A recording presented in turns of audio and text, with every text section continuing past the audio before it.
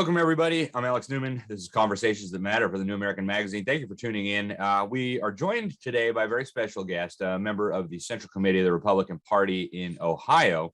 And some really bizarre things are going on there. Unexplained, millions of dollars missing. And with us is Mark Bainbridge. He's not just a member of the Central Committee. He also was a partner with Ernst & Young, one of the big accounting firms, and that happens to be his area of expertise. He spent 30 years as a CPA, a certified public accountant. He specializes in this, and when he started asking questions, weird things started happening. And so, there's a lot of weird things going on in the party, and Ohio, of course, is not unique. There's always been this kind of tension and demands for transparency, and then efforts to prevent transparency. But what's going on in Ohio just rises, it seems, above and beyond what's going on in a lot of other states. So, Mark, thank you very much for joining us today. Give us a little summary of what happened when you started raising concerns about where these millions had gone. Glad to join you, Alex.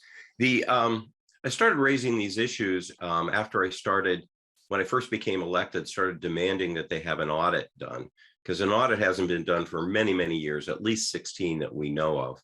And so in helping management get ready for an audit, I asked for prior year financial statements. And when I got those, I started seeing really unusual things. For example, in 2000, and I don't have all the financials, I have the balance sheets particularly, but they gave me the 2017 and 2019 balance sheets.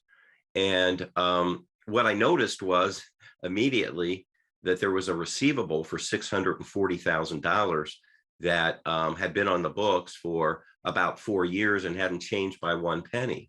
The other thing I noticed, which was really unusual, is that there was a decrease in equity, or the Ohio Republicans' net worth, that didn't go through the income statement, just was on the balance sheet, not identified as to what it was, of $1.7 million.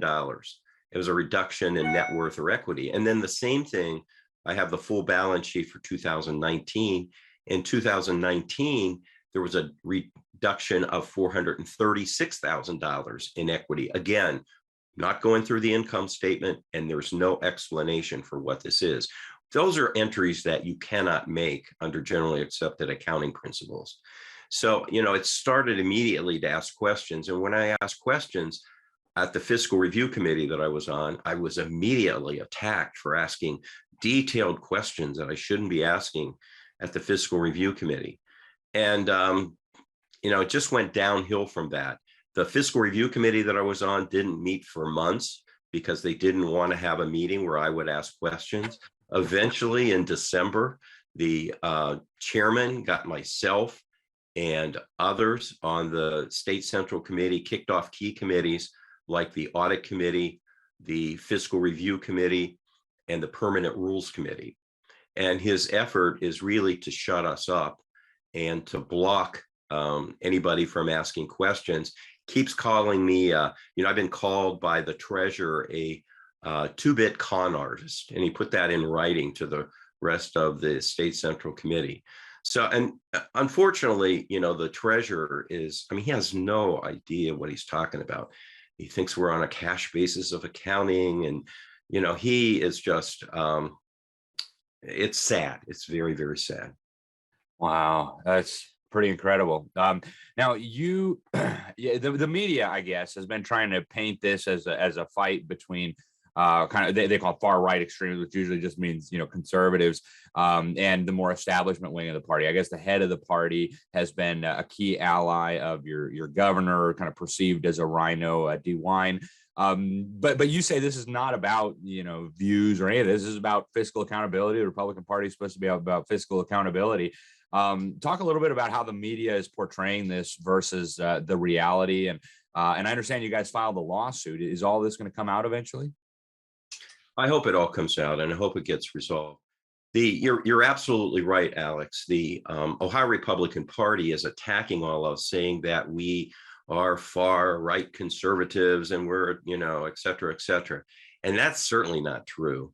It's certainly not true of me. Let me just say that for sure, because I came into this really trying to see what I could do to help the Republican Party, and not a a real crazy either way. I'm more in the middle from a perspective of conservatism. And it's a shame, because they would not let us fix this or resolve this or even meet as committees, and the committees don't meet. They're kind of meaningless. Bob Paduchik, who's the chairman, just runs everything with an iron fist. And because we were kicked off the committees and really had no other alternative to do this internally, we were forced to file a lawsuit. There were 5 of us who were kicked off committees that signed on as plaintiffs. There were other people on the committee who support us. And, that's kind of what has happened, unfortunately. And we'll have to see where it goes in terms of the lawsuit. I have no idea what's going to happen there, but I'm hoping that that the reasonable people on the state central committee are going to want to get to the truth and get around this cover up. And I don't think you can call it anything other than a cover up at this point by Bob Paduchik and Dave Johnson, the treasurer.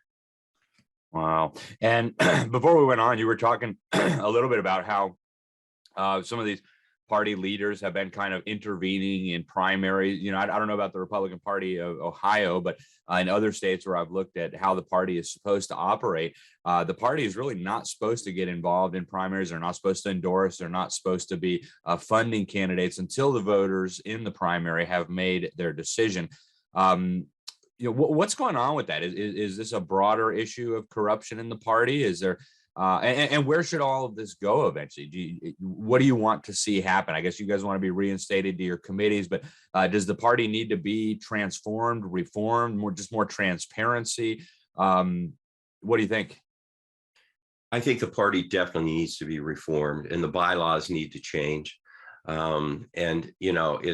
a very, very sad situation. They are endorsing people, giving the governor I think it's $1.5 million, and he has not been endorsed by the governing body of the Ohio Republican Party.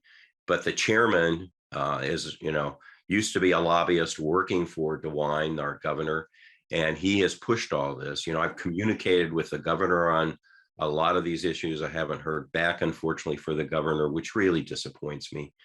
And because I thought the governor was really a man of integrity and would have wanted all these financial things to come out.